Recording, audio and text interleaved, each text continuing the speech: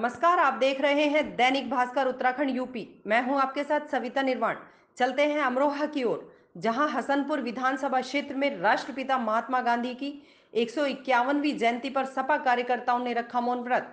सरकार पर लगाया लोकतंत्र की हत्या का आरोप।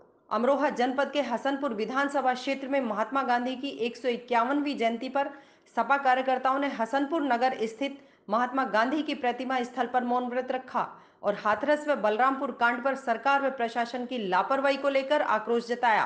खास बात यह है कि सपा के राष्ट्रीय सचिव व पूर्व मंत्री कमाल अख्तर ने मौन व्रत व सत्याग्रह का नेतृत्व किया।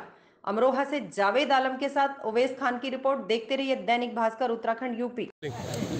गांधी जी की जयंती आज हम लोग मना रहे हैं क्योंकि गांधी जी ने असहयोग आंदोलन चलाकर, दांडी मार्च चलाकर और बहुत सारे आंदोलन चलाकर हमारे देश को आज़ाद कराने का काम किया था।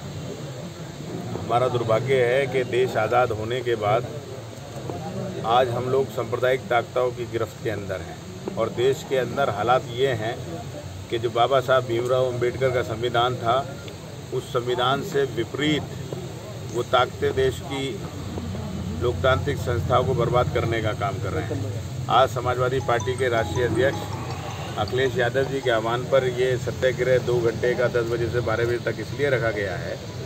अभी आपने देखा होगा कि हाथरस के अंदर एक हमारी बच्ची जिसके साथ में दुष्कर्म किया गया और उसके साथ वो दुर्व्यवहार किया गया, वो यातनाएं उसे दी गई, उसकी गले की हड्डी तोड़ दी गई, उसकी रीढ़ की हड्डी तोड़ दी गई, 14 दिन अस्पताल में रहने के बाद उसकी मृत्यु हो गई। और ये पहली बार देखने को मिला कि हर आदमी की मृत्यु के बाद उसके माँ बाप, उसके परिवार को उसको अंतिम संस्कार करने का हक होता है, लेकिन योगी जी की सरकार ने हठधर्मिता दिखाते हुए उनका वो अधिकार भी छीनने का काम किया और पेट्रोल डालकर उस बच्ची का अंतिम संस्कार किया। किसी पत्रकार को नहीं जाने दिया, उस किसी प्रेस वाले को नहीं जाने दिया।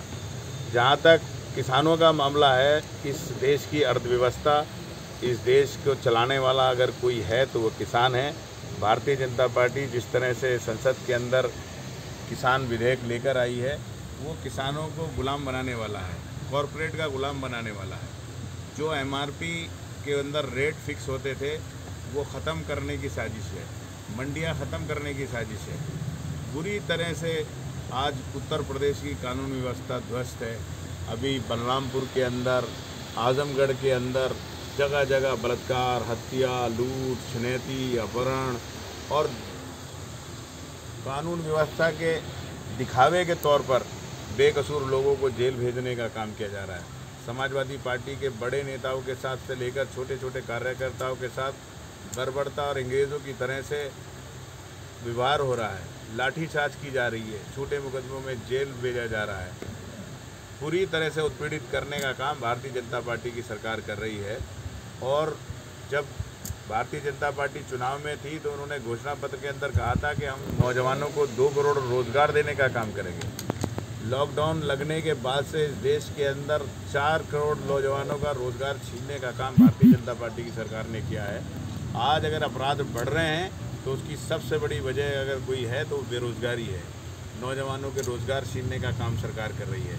हम गांधी जी के चित्र के नीचे बैठकर, गांधी जी की प्रतिमा के नीचे बैठकर आज यहाँ पर सारे समाजवादी पार्टी संकल्प करते हैं कि जिस तरह भारतीय जनता पार्टी देश के अंदर अनैतिक कार्य कर रही है, जिस तरह से कानून व्यवस्था ध्वस्त है, जिस तरह से किसानों को बर्बाद करने की साजिश है, जिस तरह से माँ बेटी बहनें सुरक्षित नहीं हैं, उनके खिलाफ हम लोग निकलकर आंदोलन करेंगे और संकल्प लेते हैं कि 2022 के अंदर उत्तर प्रदेश से और 2024 के अंदर देश से भारतीय जनता पार्टी की सरकार को उखाड़ने का काम करेंगे।